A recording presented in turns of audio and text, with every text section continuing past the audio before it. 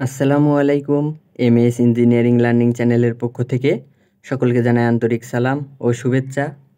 আমাদের আজকের video BL থেরাজার a textbook of electrical technology volume 2 বইয়ের এসি মেশিনের এক্সাম্পল 32.6 আজকে আমরা ম্যাথটি সমাধান করব। তো চলুন দেখে নিই ম্যাথটিতে কী কী দেওয়া আছে এবং কি কি বের করতে বলা হয়েছে।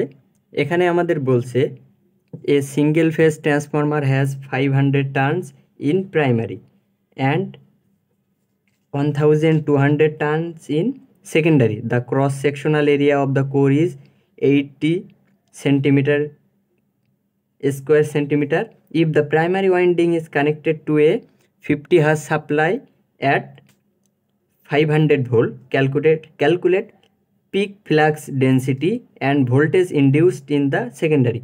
অর্থাৎ আমাদের পিক ফ্লাক্স ডেন্সিটি অর্থাৎ যেটা আমরা বিএম দ্বারা প্রকাশ করতাম, বিএম এর মান এবং ভোল্টেজ ইনডিউসড ইন সেকেন্ডারি অর্থাৎ E2 এর মান বের করতে বলা হয়েছে। তো আমরা দেখি কিভাবে করব। আগে আমরা এখানে লিখে নেই কি কি দেওয়া আছে। গিভেন প্রাইমারি টার্ন মানে N1 equals to 500, N2 equals secondary turn,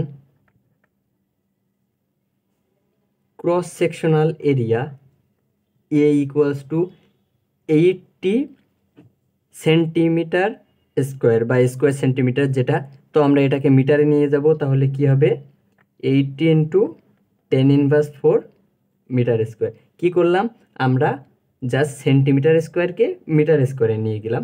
if the primary winding is connected to 50 hertz, F equals to 50 hertz at 500 volt অর্থাৎ E1 500 ভোল্ট দেওয়া আছে। পিক ফ্লাক্স ডেন্সিটি অর্থাৎ আমাদের বিএমটা বের করতে বলা হয়েছে। তো আমরা 1 নম্বরে সরাসরি সূত্রে চলে যাই। We know E1 equals to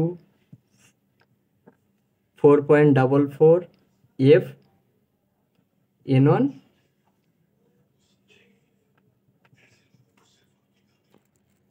BM into A. Just আমরা এখান থেকে বিএম এর মানটা বের করব, আর বাকি সবগুলোর মান কিন্তু দেওয়া আছে। তো আমরা লিখলাম E1 এর মান 500 ইকুয়ালস টু 4.44, এফ এর মান 50 হার্জ দেওয়া আছে, এন এর মানও 500, বিএম এর মানটা আমরা বের করব ইন্টু এর মান আমরা অলরেডি বের করছি 80 ইন্টু 10⁻⁴। তো আমরা এখান থেকে সরাসরি ক্যালকুলেশন করলে বিএম এর মান কত আসে দেখি।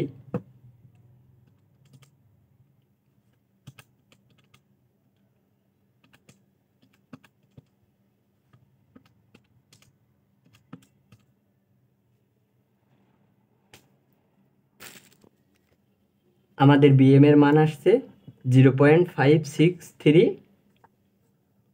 Weber per metre square. এটা হচ্ছে একটা অ্যান্সার।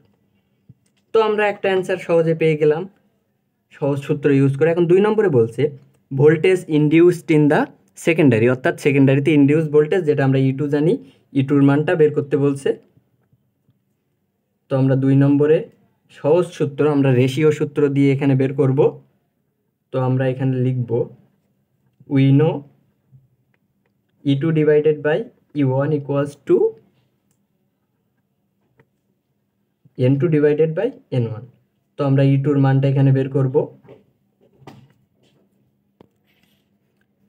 E1 এর মান আমরা এখানে দেওয়া আছে 500, N2 এর মান দেওয়া আছে 1200, N1 এর মান 500। তো এখান থেকে ক্যালকুলেশন করলে আমরা E2 এর মান লিখতে পারি।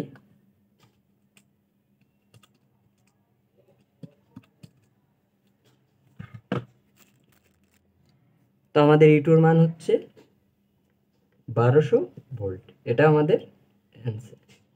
আমরা কি করলাম, আমরা সহজেই কিন্তু জাস্ট 2টা সূত্র ইউজ করে E1 এবং E2 এর মান এবং আমাদের পিক ফ্লাক্স ডেন্সিটির মানটা বের করলাম।